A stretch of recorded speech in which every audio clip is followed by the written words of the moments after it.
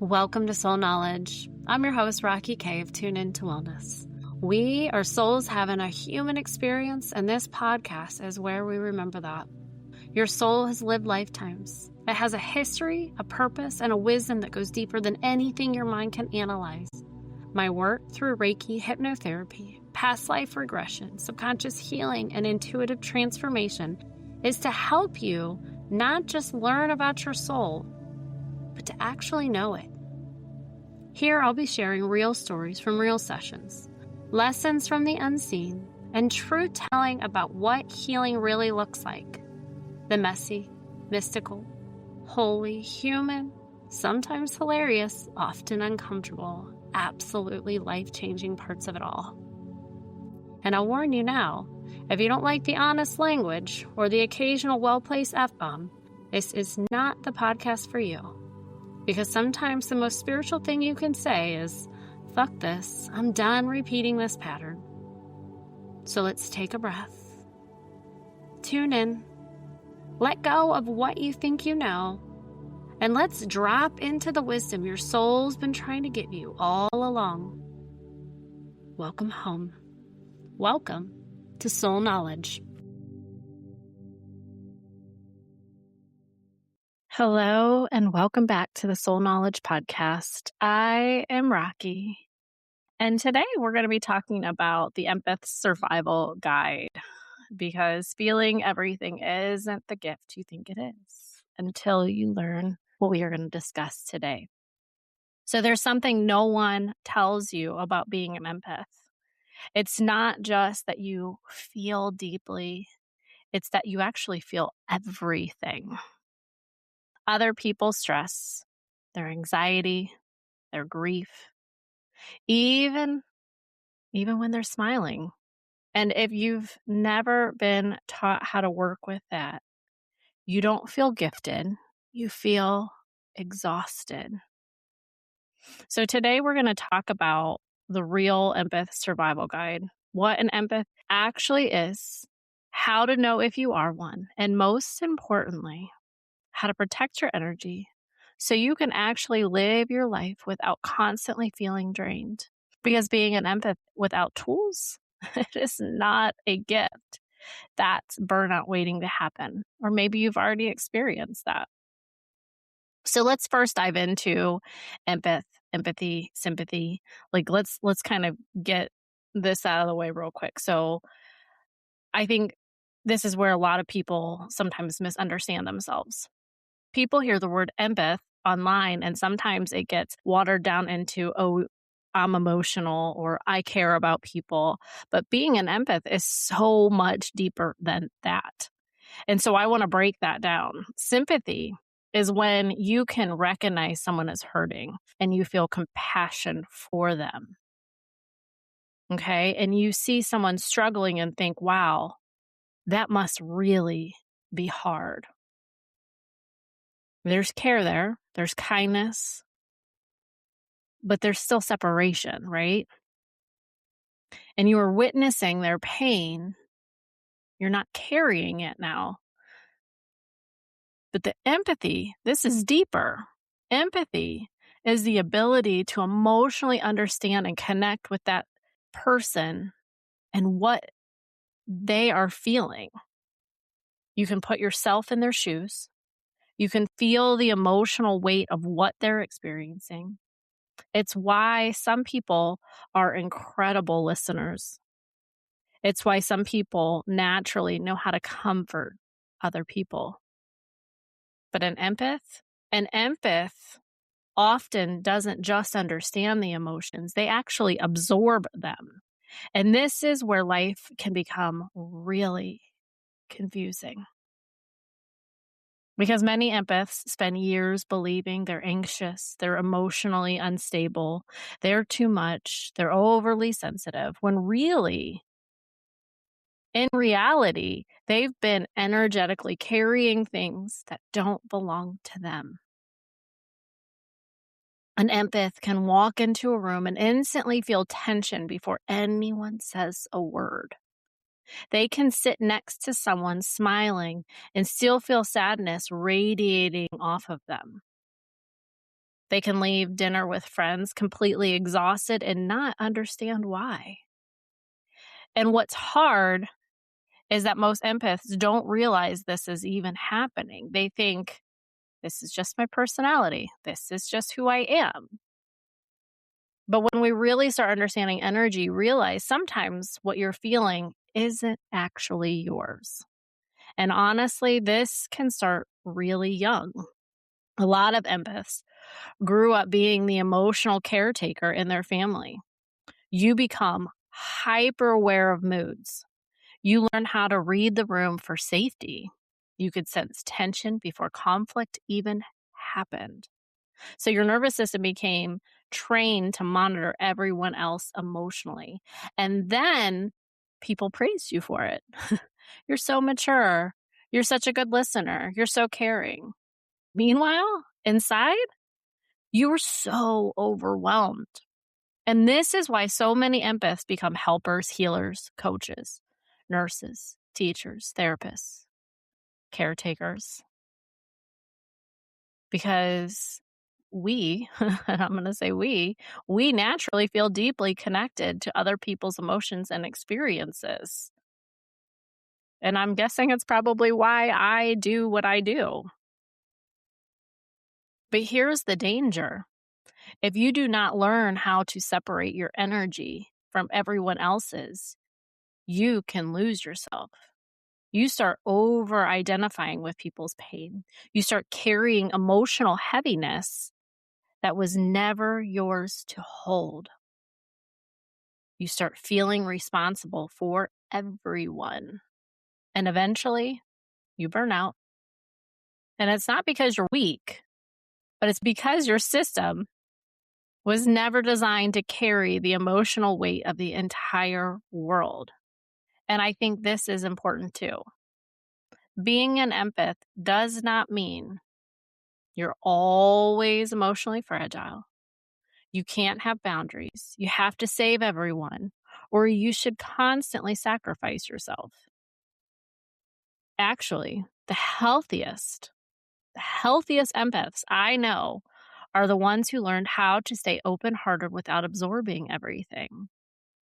And I'm telling you, that is the goal, not shutting your gift off. It's learning how to work with it without drowning in it.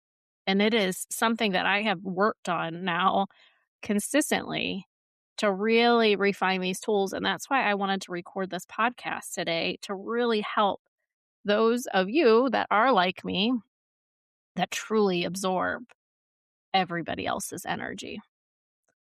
All right, so let's go through. I want to talk about some signs that you might be an empath. So if you're listening and you're wondering if this is you, let's check, okay? You might be an empath if you walk into a room and instantly feel the vibe. You might be an empath if you feel drained after being around certain people. Or you've been told you're too sensitive your whole life. You absorb other people's stress, even when they don't say anything. You need a lot of alone time to reset. You feel responsible for fixing or helping others. Loud, chaotic, or emotionally heavy environments overwhelm you. Maybe you can physically feel tension, anxiety, or sadness in your body. And here's the one that hits the most people. You don't always know what feelings are yours and what you picked up from someone else. That confusion alone, that will wear you down over time. And I know something that I did not list when I was little. Everyone in my family was very protective of me, and because I was so sensitive. So I don't know if that's typically a sign or if that's a normal situation for people, but it was not in my research. So this is the part I need you, though, to really, really hear. Being an empath is not a problem. It's not the problem, okay? It's actually a gift. But being an unprotected empath is the problem. And that is why we are doing this today, because I need all you beautiful, wildly amazing empaths out here to be protected so that the world can use your gifts. We need it so much right now. We need the sensitive, we need the empathy. So let's talk about why empaths struggle now, okay? So no one teaches you. No one teaches you this growing up. You're told to be kind, be caring, be there for people, but no one is teaching you how not to absorb everything, how to release what isn't yours, like how to come back to your own energy. And so what happens? You start living life carrying your emotions and everyone else's. That's why empaths feel overwhelmed, anxious, emotionally heavy, drained for no logical reason. It is not random. It is energetic. So now I want to talk about some survival guides, some tools. So let's get into what actually changes this, because you don't need to toughen up. I don't want you to toughen up. You need tools, okay? So first tool is awareness or discernment. Is this even mine? You got to start there. When you feel something intense, pause and ask, is this mine? That one question can create space between you and what you're feeling, because a lot of the time it is not yours. The second one, boundaries, energetic and emotional boundaries. Empaths tend to overgive. You stay longer, you listen deeper, you hold more. And I want to tell you this, and I want you to listen. Your energy is not an open door.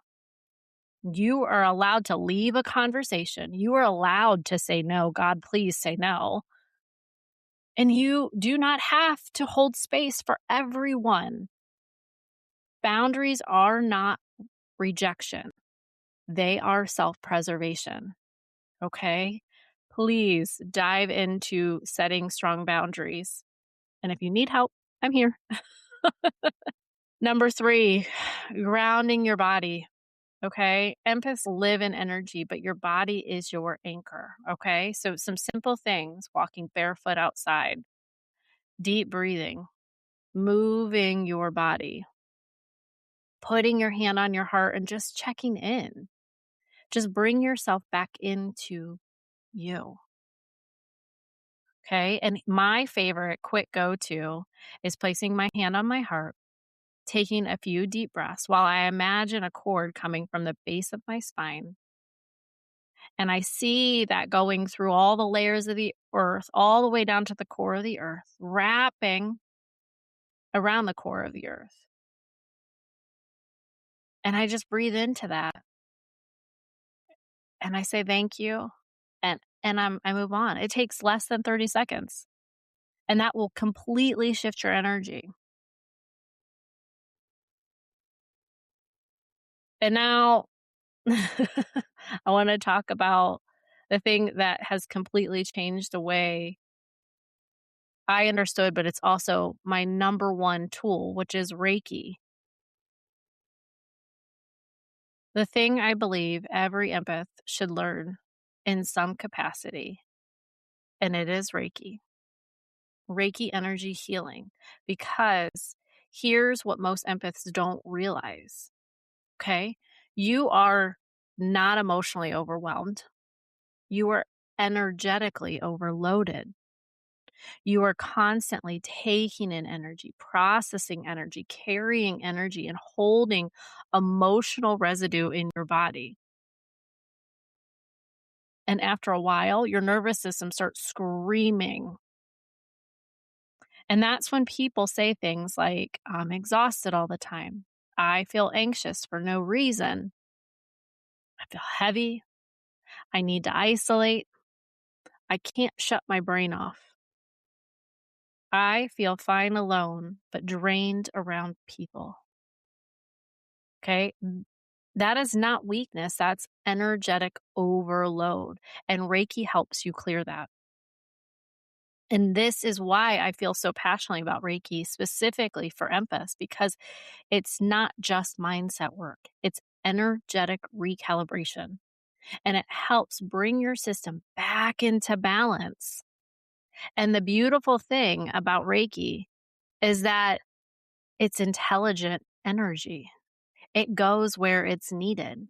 So when an empath has been holding stress, absorbing emotional heaviness, taking on chaos, overgiving, people pleasing, staying hyper vigilant, Reiki begins helping the body soften, release, exhale, come back to itself. And honestly, most empaths have no idea how disconnected they are from their own energy until they finally feel themselves clearly again.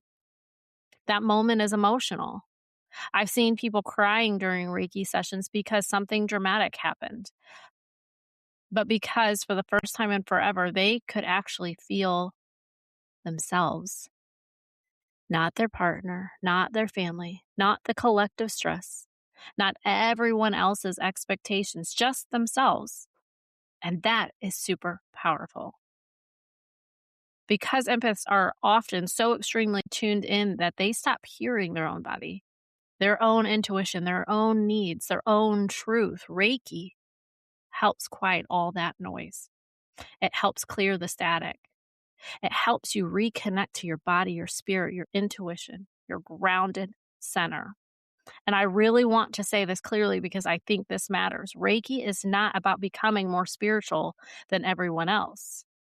It's about becoming more regulated, more connected, more aware, more protected. It's learning how to exist in the world without constantly leaking your energy everywhere. Because empathetic people tend to walk through life with their energetic doors wide fucking open.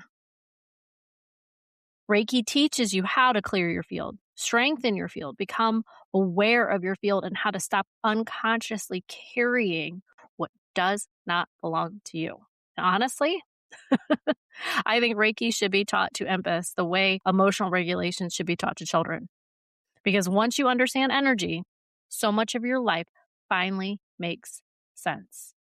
We're going to go even deeper into how Reiki actually supports empaths because I think people hear energy healing and sometimes they think it's just a nice, relaxing spa energy. And yes, it does absolutely feel calming.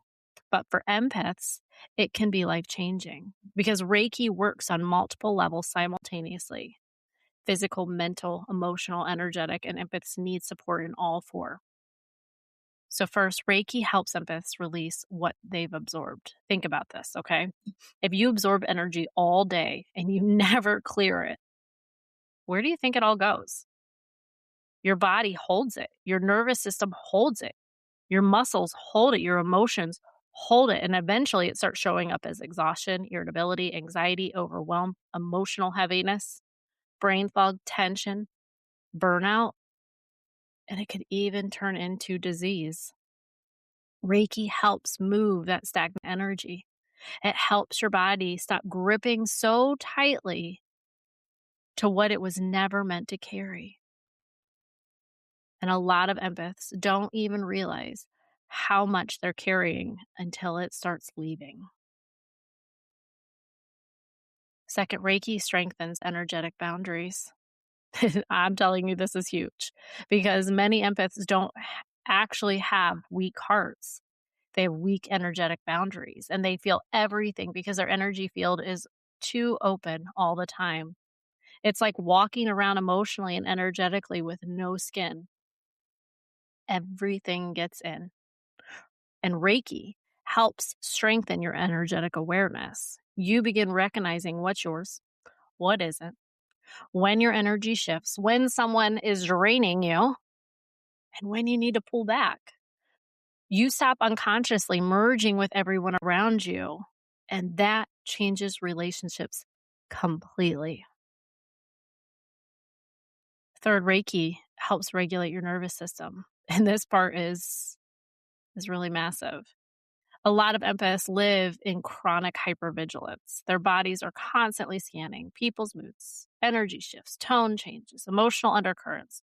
And after years of doing this, the nervous system gets exhausted. Reiki helps the body move out of survival mode. It creates safety. And when the body feels safe, the empath no longer feels like they need to constantly monitor everyone around them. Fourth, Reiki helps empaths trust themselves again. And this this is probably my favorite part of it, because many empaths spend years tuned into everyone else and they disconnect from themselves.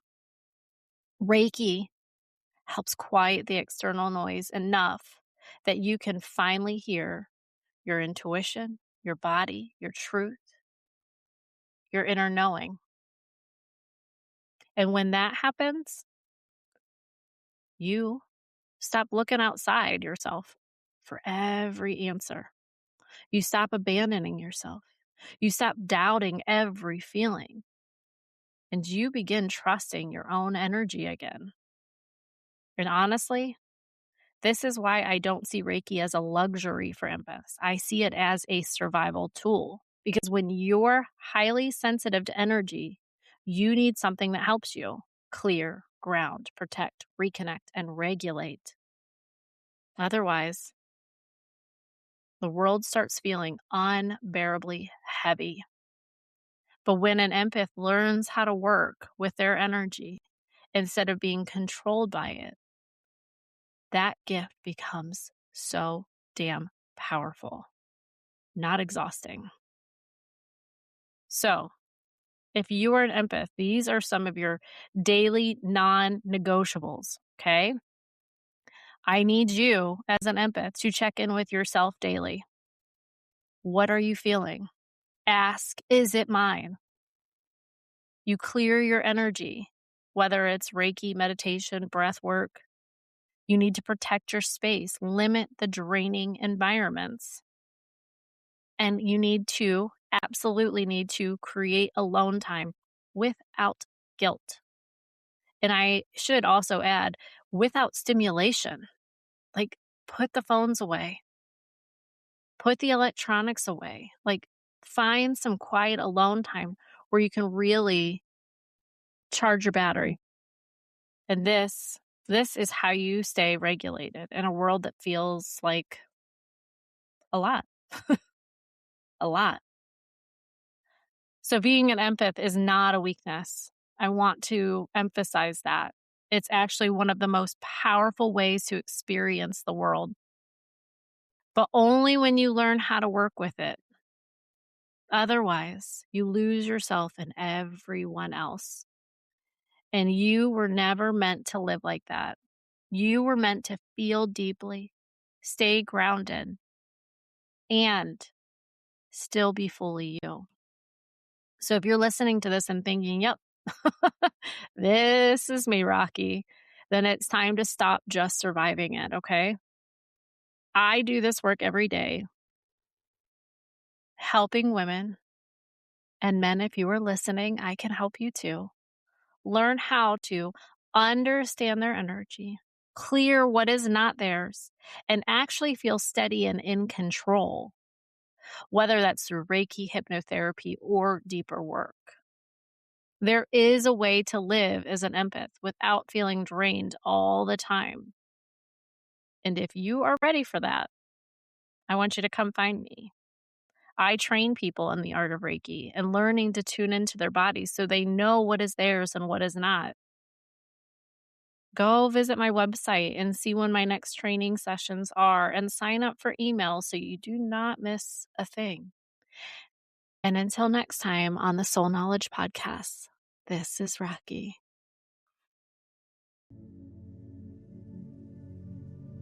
Thank you for tuning in and for doing this work, not just for yourself, but for everyone connected to you. If this episode stirred something in you, trust that. Share it, leave a review, send it to someone whose soul needs it. Your voice and your ripple matter. And if you're ready to go deeper, to explore your past lives, heal your patterns, reconnect to your soul, or work with me one-on-one, head over to tuneintowellness.com or connect with me on Instagram. Until next time, trust what you feel, honor what you know, and remember, your soul already has the answers. Be bold, be light, be you. I'll see you next time on Soul Knowledge.